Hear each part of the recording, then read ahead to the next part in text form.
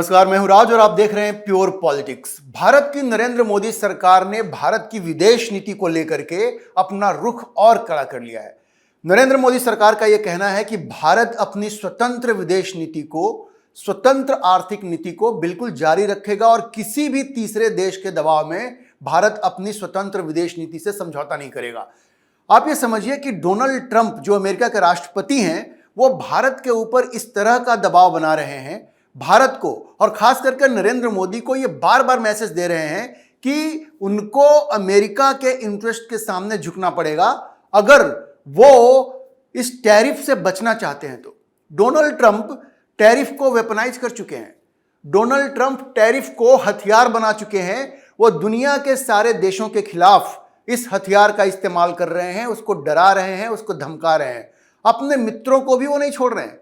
देखिए, चाहे वो मलेशिया हो, इंडोनेशिया हो, जापान हो, यूरोपियन यूनियन हो, सबको वो टैरिफ से डरा धमका रहे हैं। उन्होंने साउथ कोरिया को कहा कि अगर तुम चाहते हो कि तुम्हारे ऊपर ज्यादा टैरिफ नहीं लगे तो तुम 600 बिलियन अमेरिका में इन्वेस्ट करो।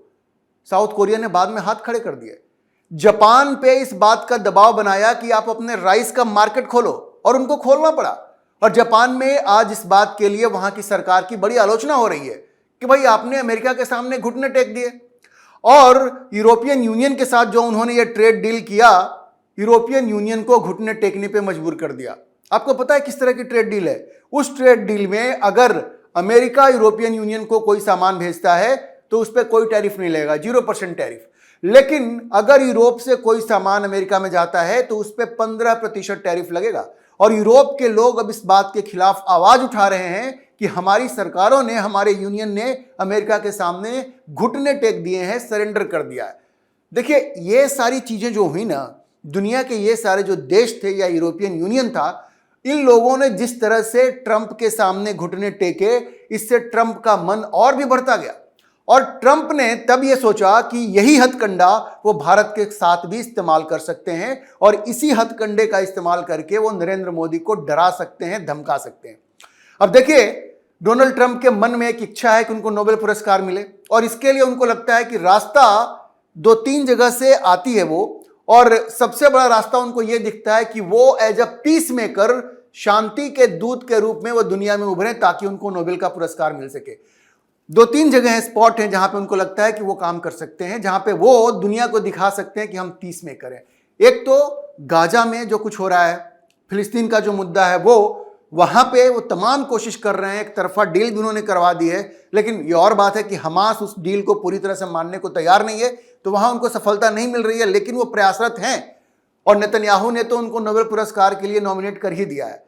रूस यूक्रेन एक दूसरी जगह है जहां पे वो लगातार पुतिन के ऊपर दबाव बना रहे हैं, लेकिन पुतिन भी डरने वाले नहीं है। अभी जाकर के 2 बड़ी रूसी कंपनियों के खिलाफ ट्रंप ने सैंक्शन लगा दिया है। उसके अलावा एक तीसरा स्पॉट जो उनको दिखा, वो दिखा भारत पाकिस्तान। अब इधर हुआ यह कि पाकिस्तान ने भारत में आतंकी हमला करवाया और शह उसको कहां से मिली? डोनाल्ड ट्रंप ने चूंकि एक सॉफ्ट कॉर्नर रखा है पाकिस्तान के लिए, तो आसिम मुनीर को शह मिली उससे। उसने पहलगाम में आतंकी हमला करवाया और उसके बाद भारत ने उसका बदला लिया, ऑपरेशन सिंदूर लॉन्च किया और पाकिस्तान के एयरबेस को, 11 एयरबेस को बर्बाद किया, मसूद अजहर के ठिकानों को नष्ट किया। पाकिस्तान इतना डर गया कि उसने भारत के सामने हाथ जोड़ दिए, सीज फायर की भीख मांगी। तो नरेंद्र मोदी ने कहा कि ठीक है, हम लोग सीज फायर करते हैं। अब बीच में डोनाल्ड ट्रंप कूद गए, उन्होंने कहा कि सीज फायर का क्रेडिट हमको मिलना चाहिए। भारत ने कहा कि बिल्कुल नहीं देंगे। मोदी ने कहा बिल्कुल नहीं देंगे, क्योंकि ये भारत और पाकिस्तान का मुद्दा द्विपक्षीय है, इसमें तीसरे व्यक्ति के लिए कोई जगह नहीं है। संसद में खड़े होकर के नरेंद्र मोदी ने कहा कि किसी तीसरे देश की कोई भूमिका नहीं है। अब ट्रंप इससे नाराज हो गए। उन्होंने भारत के ऊपर 50% टैरिफ लगा दिया और आगे उन्होंने क्या किया, अब वो भारत पे एक और दबाव डालने रहे हैं इस वक्त कि जो ट्रेड डील जो करनी है उसमें रूस से तेल का आयात का जो मुद्दा है वो तो है ही, क्योंकि जब भारत पे 50% टैरिफ लगाया तो रूस से तेल आयात को ही उन्होंने मुद्दा बनाया, जो कि सिर्फ दिखावा था। असल खींच तो इस बात की थी कि भारत ने सीज फायर में ट्रंप के रोल को एक्सेप्ट नहीं किया, भारत पाकिस्तान सीज फायर में। और जैसे आसिम मुनीर ने ट्रंप को नोबेल प्राइज के लिए नॉमिनेट किया, उसी तरह से भारत ने भी फॉलो नहीं किया मुनीर को और नोबेल प्राइज के लिए ट्रंप को नॉमिनेट किया। यह नहीं किया चूंकि नरेंद्र मोदी ने तो उनका गुस्सा और 7वें आसमान पे गया और उन्होंने रूस से तेल के आयात को मुद्दा बना करके भारत के खिलाफ 50% टैरिफ लगा दिया। उसके अलावा वो भारत पे दबाव बनाते रहे कि तुम अपना एग्रीकल्चर सेक्टर खोलो, तुम डेयरी सेक्टर खोलो, लेकिन भारत ने साफ मना कर दिया। वो लगातार दबाव बना के रखा हुआ है उन्होंने। अभी एक खबर आई कि शायद तेल के मुद्दे पे वे स्लो जाएंगे, उसको दरकिनार करते हुए वो टैरिफ को घटा करके 15 से 16% करेंगे। लेकिन वहां पे उन्होंने कुछ ऐसी कंडीशन रख दी है कि भारत उसको मान नहीं सकता। वो कह रहे हैं कि अपना एग्रीकल्चर सेक्टर खोलो और हमारे यहां से डेयरी प्रोडक्ट लो, भारत उसके लिए तैयार नहीं है। और देखिए दबाव किस तरह से भारत के ऊपर बन रहा है कि भारत भी अब स्पष्ट रूप से यह कहने को मजबूर हो गया है कि भाई तुम कुछ भी कोशिश कर लो, हम तुम्हारे सामने झुकने वाले नहीं है। और इसी संदर्भ में भारत के जो कॉमर्स मिनिस्टर हैं पीयूष गोयल, आज उन्होंने कहा है कि देखो ट्रेड डील करना है तो करो, लेकिन वो बंदूक की नोक पे तुम हमारे साथ कोई ट्रेड डील नहीं कर सकते। पीयूष गोयल का कहना है कि ट्रेड डील बंदूक की नोक पे नहीं होगा, हम लोग बैठते हैं, बातचीत करते हैं और दोनों देशों को जो सूट करता है उस हिसाब से ट्रेड डील करते हैं। भाई भारत के पास भी इतना बड़ा मार्केट है, हमने आपको एक्सेस दे रखा है, इतना बड़ा कंज्यूमर मार्केट है, और आप हमारे ऊपर इस तरह के टैरिफ लगा रहे हो। तो और अगर आप ये सोचते हो कि इस टैरिफ से भारत झुक जाएगा, तो भारत झुकने वाला नहीं है। आप समझिए कि जो संदेश पीयूष गोयल ने दिया है, जिस बंदूक की बात की है उन्होंने कि बंदूक के डर से तो हम ये डील नहीं करने वाले हैं, ये मोदी सरकार का बहुत बड़ा एक संदेश है जो ट्रंप के लिए है। ट्रंप को साफ साफ बता दिया गया है कि भाई हमें बंदूक मत दिखाओ। मोदी ने ट्रंप को बता दिया है कि हमें बंदूक मत दिखाओ, हमें बंदूक से डर नहीं लगता, और इस बंदूक के डर से हम कोई डील नहीं करने वाले हैं। आप ये समझिए, पीयूष गोयल ने यह भी कहा कि यूरोपियन यूनियन से भी हमारी बातचीत हो रही है, तो म्यूचुअल बेनिफिट के आधार पे, जहां पे हमारा म्यूचुअल इंटरेस्ट है वहां पे हम डील करेंगे, अब चाहे अमेरिका हो या यूरोपियन यूनियन हो। अब ये कहे कि हमें नहीं डरा सकते कि भाई रूस से तेल आयात जो है बंद करो, नहीं तो हम टैरिफ लगा देंगे, टैरिफ बढ़ा देंगे, इससे भारत नहीं डरने वाला है। तो ये तो एक बात हो गई आर्थिक नीति की। आज एक बहुत महत्वपूर्ण बयान भारत के विदेश मंत्री डॉक्टर जयशंकर का भी आया है। उन्होंने क्या कहा कि ये जो यूनाइटेड नेशंस है ये अपनी प्रासंगिकता खोते जा रहा है। यूनाइटेड नेशंस को जो करना चाहिए वो नहीं कर रहा है। और देखिए ये कहने के लिए भी हिम्मत चाहिए, लेकिन नरेंद्र मोदी की सरकार ने वो हिम्मत दिखाई है। जयशंकर साहब ने कहा कि भाई यूनाइटेड नेशंस कर क्या रहा है। उसने भारत में ये जो पहलगाम का हमला हुआ उसके लिए जिस टेरर ऑर्गेनाइजेशन ने उसकी जिम्मेवारी ली, जब भारत ने जाकर के यूनाइटेड नेशंस में सिक्योरिटी काउंसिल में ये कहा कि इसके खिलाफ प्रतिबंध लगाओ, इसके ऊपर सैंक्शन लगाओ, तो यूनाइटेड नेशंस ने ये काम नहीं किया, सिक्योरिटी काउंसिल ने ये काम नहीं किया।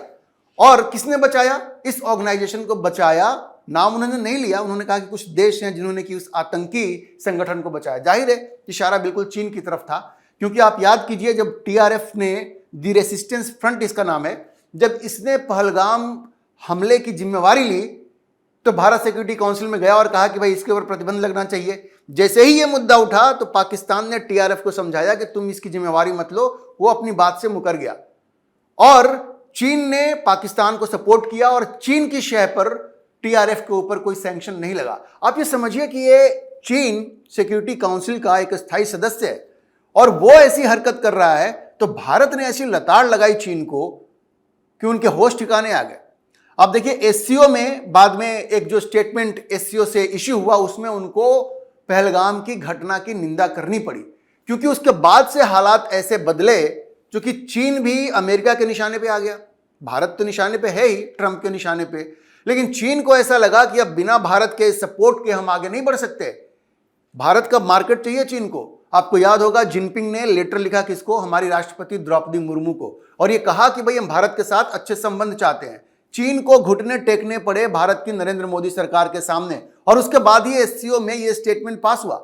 और अब तो खबर ये आ रही है कि चूंकि चीन को नरेंद्र मोदी की इतनी सख्त जरूरत है, जिनपिंग को प्रधानमंत्री मोदी से दोस्ती की इतनी जरूरत है कि उन्होंने ये भी कह दिया है कि यूनाइटेड नेशंस सिक्योरिटी काउंसिल में अगर भारत को स्थायी सदस्य बनाया जाता है तो चीन उसका भी समर्थन करेगा।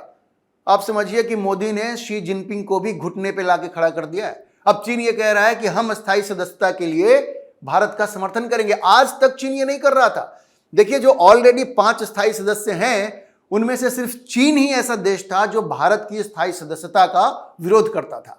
लेकिन नरेंद्र मोदी ने भी ऐसी चाल चली, इन्होंने भी ऐसी कूटनीति अपनाई कि शी जिनपिंग आज इस बात के लिए मजबूर हो गया है कि ना सिर्फ उसने एससीओ सम्मेलन से पहले एससीओ का एक स्टेटमेंट रिलीज हुआ जिसमें, और एससीओ सम्मेलन के दौरान भी हुआ, जिसमें कि पहलगाम घटना की निंदा की गई, बल्कि अब वो भारत को सिक्योरिटी काउंसिल का स्थायी सदस्य बनाने के लिए भी तैयार हो गए। तो आप ये समझिए कि नरेंद्र मोदी की सरकार ने और स्वयं प्रधानमंत्री नरेंद्र मोदी ने ये चीज ध्यान रखिए, जब नरेंद्र मोदी गुजरात से आए थे तो लोग कहते थे कि पता नहीं यार ये आदमी कैसे विदेश नीति चलाएगा, लेकिन नरेंद्र मोदी ने दिखाया कि विदेश नीति में हम वो कमाल कर सकते हैं जो भारत के किसी दूसरे प्रधानमंत्री ने नहीं किया है। आज की तारीख में तकरीबन 27 ऐसे देश हैं जिन्होंने नरेंद्र मोदी को अपना हाईएस्ट सिविलियन अवार्ड दिया है, सर्वोच्च नागरिक सम्मान दिया है, जिसमें मिडिल ईस्ट के बहुत सारे देश हैं, मुस्लिम राष्ट्र शामिल हैं, जिनके बारे में यह कहा जाता था कि नरेंद्र मोदी की छवि एक मुस्लिम विरोधी व्यक्ति की है और तब ये कैसे डिप्लोमेसी करेंगे मिडिल ईस्ट में, ये कोई नहीं जानता। लेकिन उसी मिडिल ईस्ट के देशों ने नरेंद्र मोदी को अपना सर्वोच्च नागरिक सम्मान दिया है। तो मोदी ने न सिर्फ मिडिल ईस्ट में भारत का झंडा फहराया, ये जो मुस्लिम राष्ट्र हैं न सिर्फ वे मोदी के मुरीद हुए, बल्कि नरेंद्र मोदी ने अपनी कूटनीति से डोनाल्ड ट्रंप और शी जिनपिंग दोनों को यह साफ साफ संदेश दिया कि भाई या तो आप हमारा साथ दो, और अगर हमारा साथ आप नहीं दोगे तो आपको बड़ी भारी कीमत चुकानी पड़ेगी, और जहां तक हमें डराने धमकाने की बात है तो वो तो आप भूल ही जाओ। आप हमारे ऊपर टैरिफ लगा करके हमें नहीं डरा सकते, और अगर पाकिस्तान हमारे ऊपर हमला करता है और चीन अगर पाकिस्तान का मन बढ़ाता है, अच्छा देखिए ऑपरेशन सिंदूर में भी चीन ने पाकिस्तान की बड़ी मदद की, लेकिन अब धीरे धीरे चीन इस रवैये से दूर होता जा रहा है। खबर यह है कि जो J-35 पाकिस्तान को देना था उसमें अब जानबूझ करके देर हो रही है, क्योंकि भारत का जो कंसर्न है, अभी यह खबर है कि चीन उसके मद्देनजर तुरंत J-35 पाकिस्तान को सप्लाई नहीं करने जा रहा है। मतलब नरेंद्र मोदी की कूटनीति ने मजबूर कर दिया है कि ट्रंप वो भी भारत के प्रति जो उनका रवैया है उस पर पुनर्विचार करें, उसको दोबारा उस पर सोचें। और ट्रंप अब टैरिफ हटाने की बात कर रहे हैं जैसी खबरें आ रही हैं, और शी जिनपिंग भी भारत को आतंक के मुद्दे पे भी समर्थन दे रहे हैं, और साथ ही साथ भारत को यूएनएससी की सदस्यता के लिए भी तैयार हो गए हैं। तो आप समझिए कि ये नरेंद्र मोदी की कूटनीति की बहुत बड़ी जीत है, और आने वाले वक्त में आप देखेंगे कि नरेंद्र मोदी का नाम जहां तक कूटनीति की बात है उसमें गोल्डन लेटर से लिखा जाएगा। अभी के लिए इतना ही, हम इस खबर पर नजर बनाए रखेंगे और आपको अपडेट करते रहेंगे। आप इस विषय पर क्या सोचते हैं अपनी राय कमेंट बॉक्स में जरूर लिखें, और अगर आपको वीडियो पसंद आया हो तो आप इसे लाइक करें, शेयर करें और हमारे चैनल को सब्सक्राइब जरूर करें।